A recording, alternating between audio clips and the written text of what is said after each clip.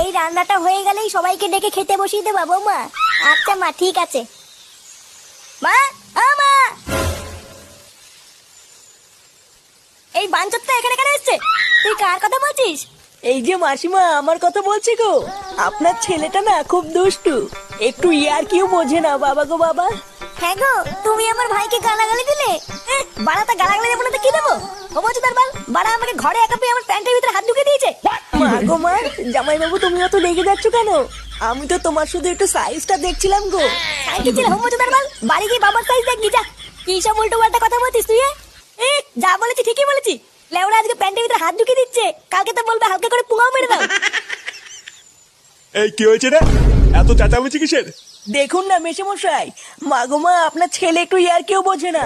ওটাই আর কি ছিল বাঞ্চদ? দেখেছেন তো কিভাবে বলছে। দেখো মা, আমি কিন্তু বলে দিচ্ছি, এই চুদির ভাই যদি বাড়িতে থাকে আমি কিন্তু বাড়ি থাকবো না, বলে দিলাম। চোরে বাচ্চা, তুই ঘর থেকে বেরিয়ে যা। আমরা কোনো কাজকর্মের বেলায় নেই, কোনো রোজগার পাতি নেই, আবার বড় বড় কথা। ও বাড়া, মায়ের থেকে মাসির দরদ বেশি, তাই তো?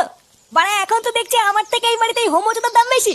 লেওড়া যেদিন এই হোমোচোদাটা তোমার ধুতির ভিতরে হাত ঢুকিয়ে নেয়ানারি করবে সেদিন বুঝবা বালের এই বাড়িতে আমার কোনো